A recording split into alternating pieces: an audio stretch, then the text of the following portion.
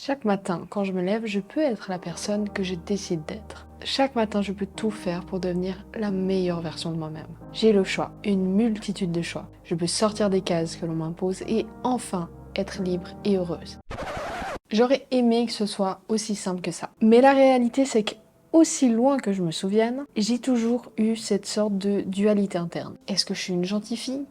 Est-ce que je suis une badass girl? J'ai toujours été considérée comme bienveillante et gentille, donc par conséquent, je peux pas dire ce que je pense, parce que ça créera des conflits et ça enlève l'étiquette que j'ai de la gentille et de la bienveillante. Est-ce que je dois plutôt choisir cette voie professionnelle? Est-ce que je dois plutôt choisir cette ville ou cette ville, etc., etc. La réalité, c'est que chaque fois qu'il fallait que je fasse un choix entre une chose ou une autre, ça me paralysait complètement. Parce que je me disais, mais en fait, si je choisis cette voie pro-là, par exemple, ou si je choisis d'être ce type de femme-là, ou de vivre à un tel endroit, et bien en fait je ferme la porte à tout le reste et je risque de rater beaucoup de choses. Et en partie c'est vrai, quand tu fais un choix, tu renonces à quelque chose d'autre. On doit aussi apprendre à dire non, à prioriser ce qui est important maintenant, ce qui est essentiel pour nous à l'heure actuelle dans notre vie. Et évidemment tout ça, ça veut pas dire que c'est définitif. Je rappelle qu'on peut changer de trajectoire à n'importe quel moment de notre vie, à n'importe quel âge. Il n'y a pas de règles. Hello les gars, hello les meufs. Bienvenue sur cette nouvelle vidéo, je suis très contente aujourd'hui de vous retrouver tous et toutes.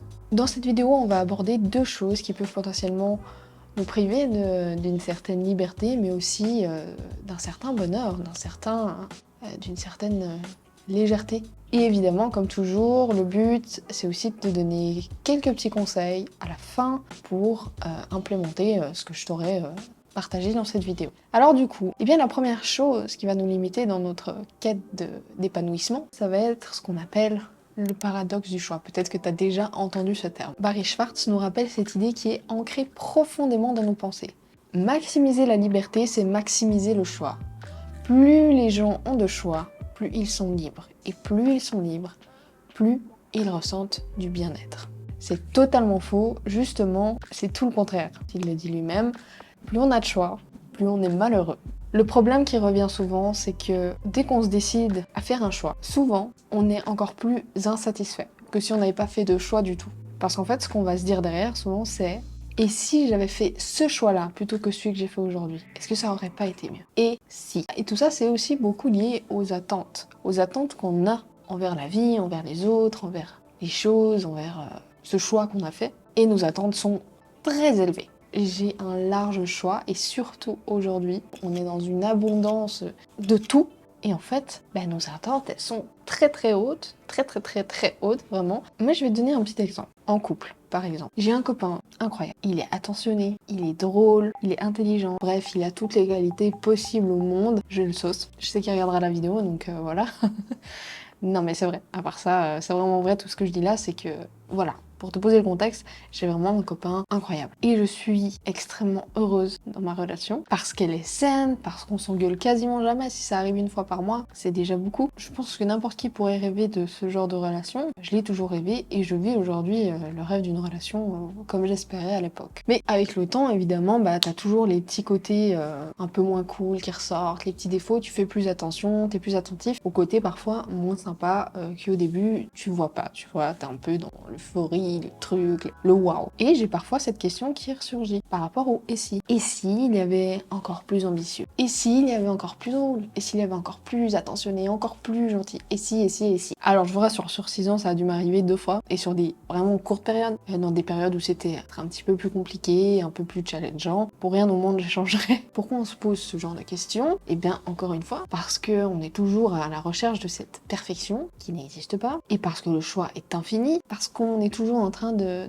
porter des expectations, des attentes, des « Ah ouais, ce serait peut-être mieux avec cette personne, ce serait peut-être... » On cherche toujours l'herbe la plus verte ailleurs, alors que comme on dit, l'herbe est plus verte là où on l'arrose. Et c'est bien important de se rappeler ça. Donc encore une fois, le problème qui ressort, c'est les attentes. La perfection n'existe pas, et pourtant, on court toujours après cette chose parfaite. Less is more. C'est tellement vrai, et pour tout. Moins c'est mieux, en bon français, c'est ça. Prenons un autre exemple, le cas de Netflix. Tu t'installes dans l'idée de regarder un petit film, sans forcément d'idée précise, alors tu commences à scroller sur la plateforme. Pour finir par la quitter, parce que ça fera 1 heure que tu es en train de chercher le film idéal, mais vu qu'il y a tellement de choix, tu sais pas quoi choisir. Du coup, tu vas te retrouver dans un film que tu vas pas apprécier, tu vas dire putain j'aurais dû choisir l'autre, j'étais sûre, alors que peut-être ça aurait été le même cas. Voilà, super, du coup tu fais quoi? Tu pars sur YouTube et rebelote. Tu l'auras compris, à une époque d'abondance comme on vit, eh bien c'est pire en fait. Parce qu'on a accès à une multitude de choix presque infini, que ce soit dans la vie de tous les jours, dans nos rencontres ou professionnellement, surtout avec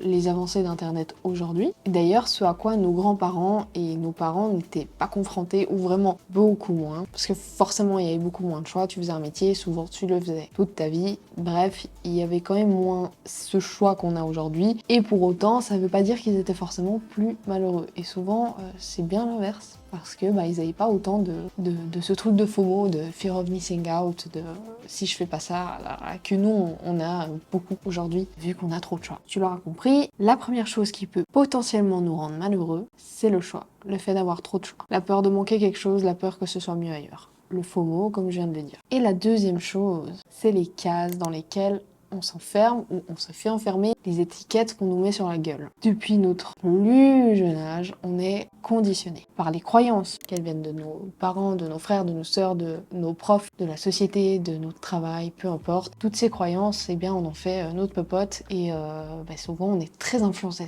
par ça, surtout quand on est jeune, enfant. Tout le monde a une opinion sur ce qu'on devrait faire, comment on devrait se sentir, à quoi ça devrait ressembler l'amour, ou encore à quoi ça doit ressembler le succès. Et vu qu'on est tellement conditionné et habitué, on donne la permission aux autres de nous définir à notre place. Et on finit simplement par ignorer les choses qui comptent le plus pour nous, parce qu'on a peur d'offenser les autres, ou parce qu'on a peur d'être seul.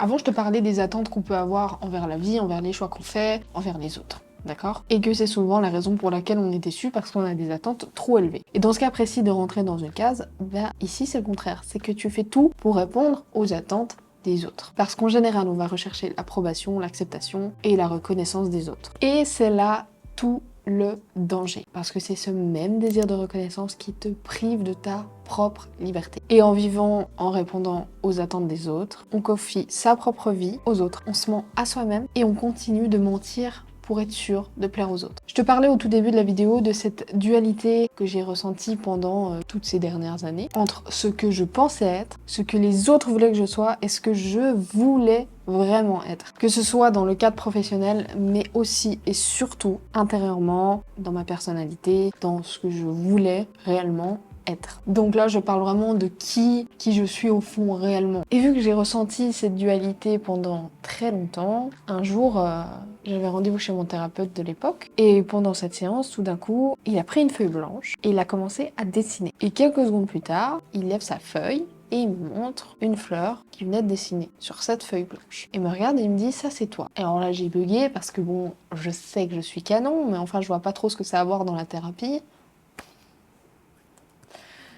Donc je comprends pas trop en fait où il veut en venir quand il me dit ça. Et là il me pose une question et il me dit « Qui es-tu par rapport à ton père ?» Je dis « Ben, je suis sa fille. » Il me dit « Ok, tu es qui par rapport à ton grand frère ?» Sa petite sœur. Et il me dit « Par rapport à moi. » Par rapport à vous, je suis une patiente. Par rapport à ton job, je dis « Je suis employée et je suis manager. » Et du coup, à mesure que je répondais à ces questions, il remplissait sa petite feuille et il remplissait en fait chaque pétale. Il retourne la feuille, il me la remontre à nouveau. Et là, il me dit « Regarde, le centre de la fleur, c'est toi. C'est Amélie, c'est qui tu es, ton identité, c'est ce que tu veux, mais c'est toi. » Mais toutes ces pétales autour du bourgeon de la fleur, c'est comme ça qu'on l'appelle, toutes ces pétales, c'est toi aussi. Ça te représente. Ce sont des parties de toi, différentes des unes des autres, mais c'est un tout. Tu n'es pas juste manager, tu n'es pas juste une enfant, tu n'es pas juste une copine, tu n'es pas juste une sœur, tu n'es pas juste une sportive. Et en fait, tu n'as pas besoin de choisir d'être qu'une seule de ces facettes. Alors là où je voulais en venir du coup avec cet exemple, c'est que souvent on croit qu'on va devoir laisser tomber des parties de nous-mêmes et se consacrer qu'à une seule d'entre elles. Et c'est faux. C'est justement tout ce qu'il ne faut pas faire. On pense devoir regarder une seule pétale et tout le reste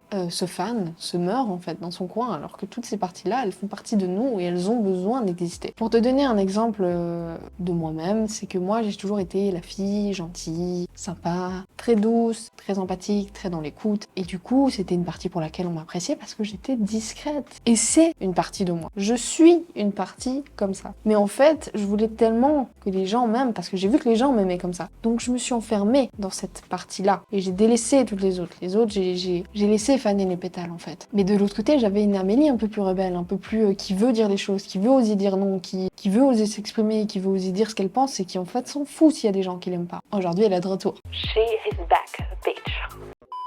Et là où je veux en venir, c'est que t'as pas besoin de choisir entre une seule de ces parties. Tu es toutes ces pétales à la fois. Tu jongles juste entre dans ta vie, c'est tout. Quand je suis avec mon père, je suis la fille. Quand je suis avec mon copain, je suis la copine. Quand je suis avec ma meilleure amie, je suis la meilleure amie. Quand je suis avec mes frères, je suis la sœur. Quand je suis là, je suis la créatrice de contenu. Voilà. Je pense que j'ai donné assez d'exemples. Je me suis vraiment libérée de ça justement très récemment, peut-être il y a 1 an et demi, où vraiment, même pas je crois, 1 année, où vraiment j'ai commencé à renouer avec toutes ces parties de moi. Et aujourd'hui, je me sens vraiment beaucoup plus épanouie, beaucoup plus complète, parce que toutes ces parties de moi peuvent exister. Il y a le côté gentil, mais il y a le côté la Amel qui a ce côté un peu garçon manqué des fois, un peu qui parle comme une beauf et qui sait aussi être classe quand il faut être classe, mais qui dit des gros mots. Et puis bref, je ne suis pas l'un ou l'autre et j'ai pas envie de choisir parce que ces deux parties font partie de moi en fait. Tout dépend des circonstances. Finalement, sortir des cases, c'est surtout faire son propre chemin. Alors comment faire pour se sentir un peu plus libre et un peu plus épanoui? Eh bien, concernant le paradoxe du choix, j'ai 3 petits conseils à te proposer. Le premier, ça va être de te concentrer sur l'essentiel. Et ça va être possible si tu apprends à te connaître, à connaître tes valeurs, quelles sont tes envies, tes propres envies à toi, pas celles des autres, en découvrant vraiment ce qu'on veut profondément dans notre vie. Forcément, ça va réduire considérablement notre frustration, mais aussi la difficulté de choix. Les choix vont être beaucoup plus restreints quand tu sais plus précisément ce que tu veux dans ta vie. Et j'en ai fait l'expérience tout récemment quand j'ai aussi trouvé, on va dire, ma voie professionnelle. J'ai fait une vidéo, tu pourras regarder juste ici. La deuxième chose, c'est prendre le temps de réfléchir, de poser les choses avant de se précipiter sur un choix. Je suis pas le meilleur exemple pour parler de réflexion avant de prendre des décisions parce que je fonctionne un petit peu trop à l'émotionnel parfois. Autant des fois ça a pu me servir, autant des fois ça peut être catastrophique, donc c'est bien de balancer quoi. Prendre du recul, surtout si c'est des grosses décisions, c'est toujours une bonne chose à faire. La troisième chose, c'est d'apprendre à accepter l'imperfection. Je sais que c'est dur, je sais qu'on nous apprend qu'à l'école il faut être parfait, que partout dans la société, tout le temps et toujours il faut être parfait, être à la pointe, être le meilleur. Mais spoiler alert, la perfection ça n'existe pas. Tu n'es pas parfait, je ne suis pas parfait, rien n'est parfait, même la nature n'est pas parfaite. Et c'est ce qui la rend aussi belle, c'est ce qui nous rend aussi beau, aussi unique, singulier. Donc vraiment, les gars, rien n'est parfait dans ce monde. Même Henry Cavill, il n'est pas parfait. Même The Rock, il n'est pas parfait. Quoi, pour les deux, on pourrait se poser des questions, mais enfin bon, c'est pas le sujet. Si vous acceptez juste cette réalité-là, ce sera franchement plus simple. Et maintenant, pour sortir des cases, pour qu'on retire ces étiquettes, eh bien, la première chose, c'est de se remettre en question. Et quand je parle de remise en question, je parle surtout de remettre ses croyances et ses perceptions en question. De se questionner. Est-ce que cette croyance me sert? Est-ce que cette croyance est vraiment fondée? Est-ce que cette croyance vient d'une valeur profonde? Ou est-ce que cette croyance, elle vient parce que dans la société, on a dit que c'était comme ça? Ou parce que maman, quand j'étais petite, a dit que c'était comme ça? Ou papa, ou mon prof? Et globalement, de toujours garder cette ouverture d'esprit et une vision le plus possible, comment on dit, une vision d'hélicoptère.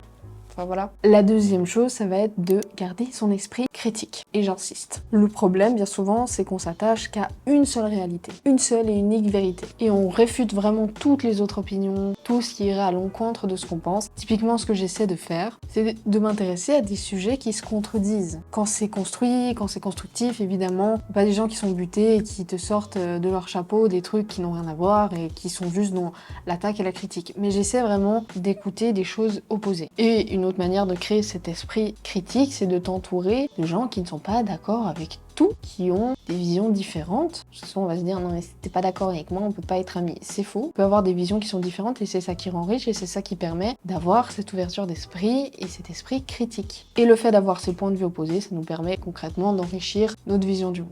Et la troisième chose, c'est d'explorer de nouveaux domaines et d'oser prendre des risques. Si la case dans laquelle vous vous êtes enfermé, elle devient trop pesante, pétez-moi ces murs. et allez explorer ce monde. Tellement de choses à découvrir. Tentez de nouvelles choses, tentez de nouveaux sports, découvrez de nouveaux métiers, découvrez de nouvelles personnes. Ne restez pas à la porte de cette case en vous disant que peut-être c'est dangereux si j'y sors, peut-être que j'y trouverai quand même des choses mieux, mais en même temps, c'est peut-être mieux que je reste confortable dans mon inconfort.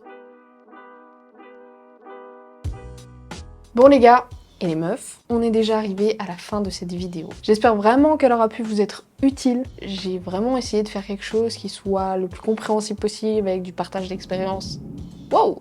Avec du partage d'expérience, avec des conseils, et puis j'espère que vous avez pu comprendre. Et puis vraiment, je pense que c'est deux choses qui sont importantes à comprendre pour être réellement plus épanoui et plus libre dans sa vie de tous les jours. Et finalement, comme toujours, le meilleur moyen de vivre une vie qui soit épanouie, qui soit riche, et dans laquelle on se sente libre, c'est de partir à sa propre rencontre et d'apprendre à se connaître. Parce que mieux on apprend à se connaître, mieux on se connaît, plus c'est simple de faire des choix et de savoir ce qu'on veut vraiment être et ce qu'on veut vraiment dans la vie. Une dernière chose avant de se quitter, les amis, j'ai créé ce que j'appelle la gazette. Je ne vous expliquerai pas ici pourquoi la gazette, parce que tout sera expliqué dans cette fameuse gazette. En somme, c'est ce que je partageais jusqu'à maintenant et que j'aimerais partager sur Instagram, mais ici je pourrais le faire de façon beaucoup plus complète, en apportant bien plus de valeur dans mes réflexions, mes conseils autour de la connaissance de soi, du développement personnel, du lifestyle, etc. Donc le lien est dans la description, les amis, si vous voulez vous abonner à la gazette. Merci à tous d'avoir visionné cette vidéo jusqu'à la fin. Comme d'hab, un petit like, un commentaire si ça vous a plu pour partager votre réflexion, un virement PayPal si vous le souhaitez. Bref, allez, je vous dis à très vite. Ciao!